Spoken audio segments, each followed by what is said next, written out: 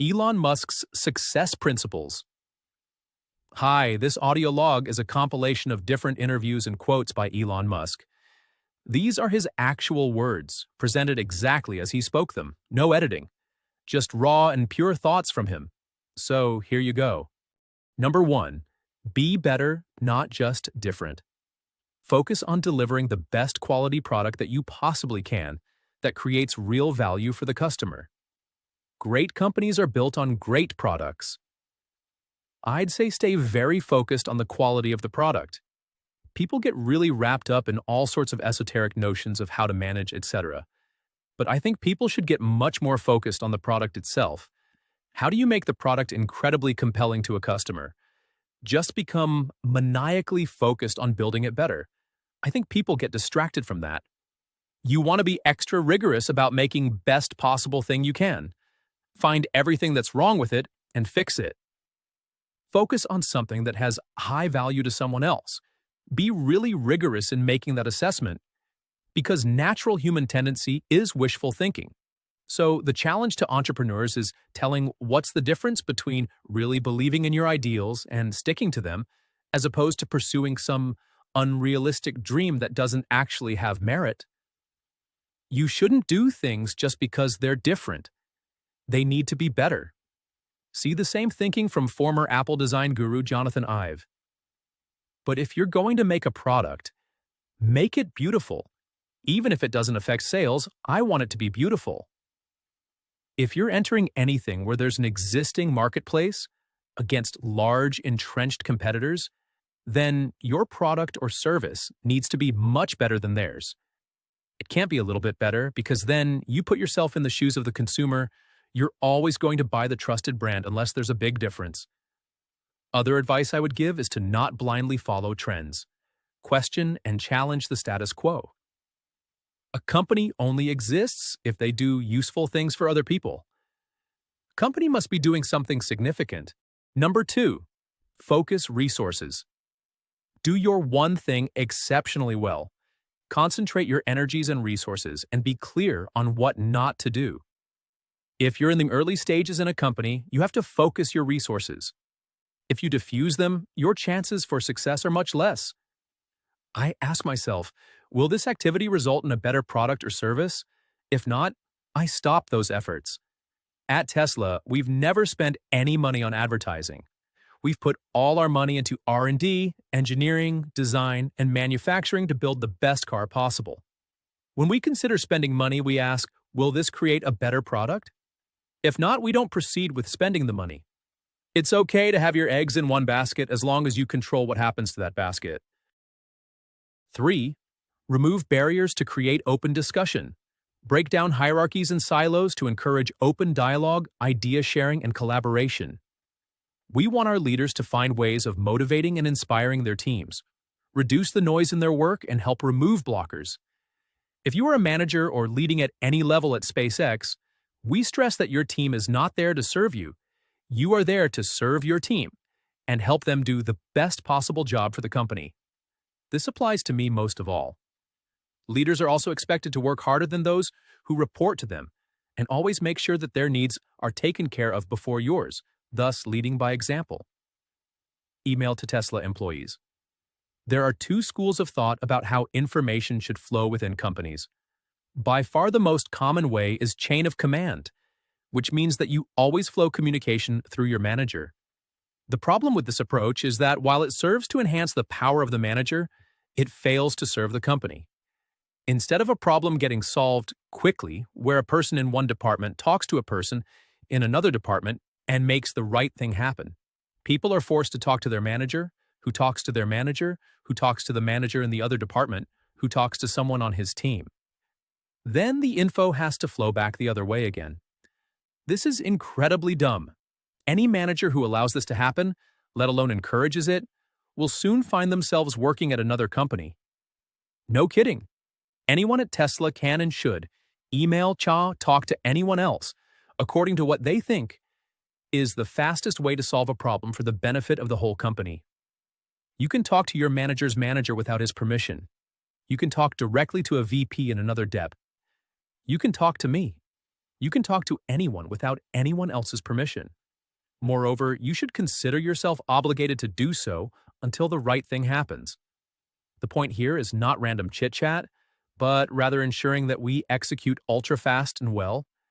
We obviously cannot compete with the big car companies in size, so we must do so with intelligence and agility. One final point is that managers should work hard to ensure that they are not creating silos within the company that create an us versus them mentality or impede communication in any way. This is unfortunately a natural tendency and needs to be actively fought. How can it possibly help Tesla for depths? To erect barriers between themselves or see their success as relative within the company instead of collective? We are all in the same boat. Always view yourself as working for the good of the company and never your department. Discover more on how to create a culture of candor in your business. Nangaவது. Number 4, break things down and start by understanding the fundamentals. Take problems back to first principles and understand the fundamentals in order to build out solutions. Make sure you understand the fundamental principles of what you're trying to do before you get into the details. Otherwise, you could be building on faulty ground. Physics is a good framework for thinking. Boil things down to their fundamental truths and reason up from there. The scientific method is a phrase Musk often uses when asked how he came up with an idea, solved a problem, or chose to start a business. Here's how he describes it. Number 1, ask a question. Number 2, gather as much evidence as possible about it. 3, develop axioms based on the evidence and try to assign a probability of truth to each one. Draw a conclusion based on cogency in order to determine, are these axioms correct? Are they relevant? Do they necessarily lead to this conclusion? And with what probability? Number 5, attempt to disprove the conclusion. Seek refutation from others to further help break your conclusion. Lastly, if nobody can invalidate your conclusion, then you're probably right, but you're not certainly right. That's the scientific method. It's really helpful for figuring out the tricky things. But most people don't use it. They engage in wishful thinking. They ignore counter-arguments. They form conclusions based on what others are doing and aren't doing. The reasoning that results is, it's true because I said it's true, but not because it's objectively true. One bit of advice. It is important to view knowledge as sort of a semantic tree. Make sure you understand the fundamental principles, i.e. the trunk and big branches, before you get into the leaves, just details, or there is nothing for them to hang on to. You can't solve problems with the same thinking that caused them. See the 9 key questions to ask when defining the problems you're trying to solve. Number 5, seek criticism and create feedback loops. Actively self-analyze and seek criticism and feedback on your thinking and ideas from others. The goal isn't to be right, but to be less wrong. This involves a continuous feedback loop where you consistently reflect on what you've done and how you could improve.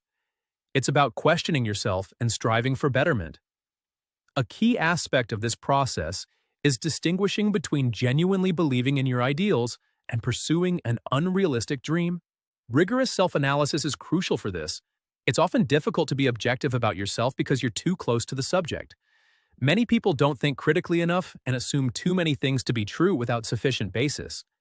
It's vital to closely analyze what is supposed to be true and build your understanding from first principles, rather than relying on analogy or convention, which is what most people do. This conventional approach makes it hard to gain insight into how things can be improved. In any argument or line of thinking, ensure your underlying premises are valid and applicable, and that your conclusions are necessarily driven by these premises and their interconnections. This forms the foundation of rational thought. A well-thought-out critique of your work is incredibly valuable, especially from friends. While friends often know what's wrong, they might hesitate to tell you to avoid hurting your feelings. It's important to remember that they aren't always right, but they very often are. When discussing products or ideas, focus on understanding what's wrong rather than what's right. For example, when talking about the Tesla Model S, the desire was to know its flaws, not its strengths. By consistently asking friends to point out what they dislike about a product, they will eventually start offering negative feedback automatically. It's important to pay close attention to negative feedback. Instead of ignoring it, listen carefully. Disregard it only if the underlying reason doesn't make sense, but otherwise be prepared to adjust your behavior. While nobody is perfect at this, actively seeking negative feedback, especially from those who have your best interest at heart, is truly important.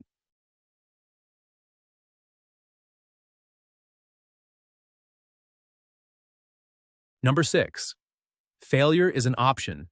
Embrace failure, prepare for it, and don't let fear hold you back. If you're not experiencing some failures, it suggests you're not innovating enough.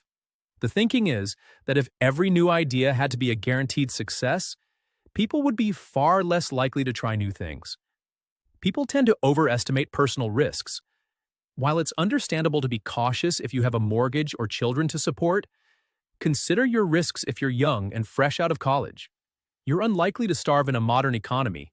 It's quite easy to earn enough to live and eat. What then are people truly afraid of? Often it's the fear of failure itself. However, when the stakes are low, individuals should be less risk-averse. Ultimately, if something is important enough to you, you should attempt it, even if the probable outcome is failure. Number 7. Hire the best and fire fast. Prioritize hiring to drive growth, but be prepared to act swiftly when things don't work out. The focus should be on building the absolute best team without compromise. This means joining an exceptional group you respect, or if you're building a company, ensuring you gather truly great people. It's crucial not to grow too quickly. Every single person you hire should be genuinely needed. A significant lesson learned at PayPal was the importance of letting go of people faster.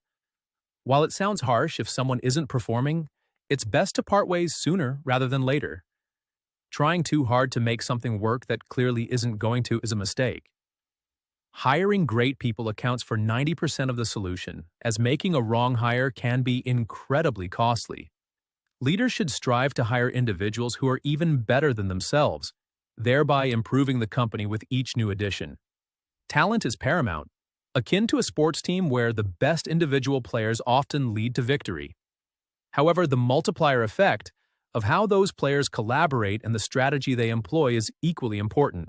There's an exceptionally high standard for new hires, particularly at SpaceX, where the aspiration is to recruit quite literally the best people in the world for their respective roles. Finding such individuals is incredibly challenging, but once found, they can generally be attracted to the company. The biggest constraint on growth is consistently finding superlatively talented people. Fortunately, SpaceX has been successful in finding many very talented individuals. Ultimately, the success of starting and growing a business relies as much on the innovation, drive, and determination of the people behind it as it does on the product they sell. Number 8. Work like hell and don't be afraid to get your hands dirty. Be prepared to put in the effort and get your hands dirty to get the job done. This means being extremely tenacious and working incredibly hard. Putting in 80 to 100 hours every week significantly improves your odds of success. If others are working 40-hour weeks and you're working 100, you'll achieve in 4 months what takes them a year, even if you're doing the same things. When starting a company, it's highly recommended to focus on just that one company and dedicate as many hours as you possibly can. Work morning to night. Think about it even in your sleep, 7 days a week with no breaks. This intense dedication is what's required during the initial phase of a startup. All companies experience a very difficult period, usually shortly after the optimistic and exciting first 6 months to a year. Things inevitably go wrong. You encounter unexpected issues and step on landmines. Most companies go through a phase where they are in constant danger of failing.